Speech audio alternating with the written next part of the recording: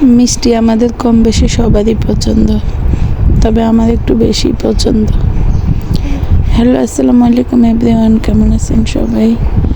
নতুন আর একটা ভিডিও নিয়ে চলে আসলাম। চলেন শুরু থেকে শুরু করা যাক। আজকে যা যা করলাম, আমি ভিডিওটা এডিট করতে একটু দেরি হয়ে গেল, তাই আজকে ভিডিওটা দিলাম। তবে আমি মিষ্টিগুলো বানিয়েছি কালকে, আজকে আপনাদের মাঝে একটু শেয়ার করলাম। মিষ্টি আমাদের কম বেশি সবারই পছন্দ, তাই না? আর যদি সেটা হয় মজার রসালো মিষ্টি কিংবা রসমলাই, তাহলে তার কোনো কথাই নেই। আমরা সব প্রজাতির মানুষেরাই কম বেশি মিষ্টি পছন্দ করি। কেউ শুকনো মিষ্টি, কেউ আবার রসালো মিষ্টি, দুইটা নিজেদের চয়েসের উপর। তাই আমি যতটুকু পারি সেটুকু আইটেম দিয়েই আমি আজকে 2 রকমের মিষ্টি বানালাম। আপনাদের সাথে দুইটাই শেয়ার করলাম, রসালো মিষ্টিটাও শেয়ার করলাম আর রসমলাই যেটা ওটাও শেয়ার করলাম। আমার এখানে পুরো ভিডিওটা আছে, আপনাদেরকে হয়তো আর বিশ্লেষণ করে বলা লাগবে না।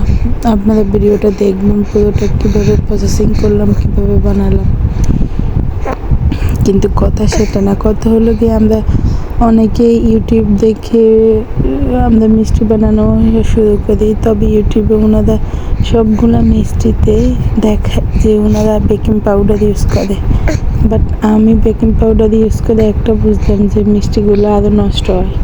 আমার এখানে 2টো প্রসেসিং মিষ্টি আমি দেখাই আপনাদেরকে, রসমালাইগুলো আমি কিন্তু এগুলো আমার ভালো হয়েছে। আর আমি প্রথমে প্রায় 1 কেজি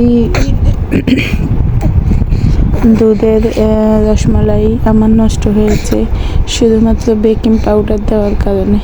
তাই যারা নতুন মিষ্টি বানাবেন কিংবা যারা ইউটিউব দেখে শিখে মিষ্টি বানাবেন, তাদেরকে আমি আমাদের ছোট্ট টিপসটা দিই, আপনারা কখনও বেকিং পাউডার ইউজ করবেন না। আমরা ভালো যেটা ওটা আপনাদের মাঝে পেশ করি, কিন্তু খারাপটা পেশ করি না। ভালো খারাপ দুটো নিয়ে, যেমন মানুষ ভালো খারাপ দুটো নিয়ে সেরকম কাজও হয়। সব কিছুতে ভালো থাকে যেমন, ঠিক তেমনই খারাপও থাকে।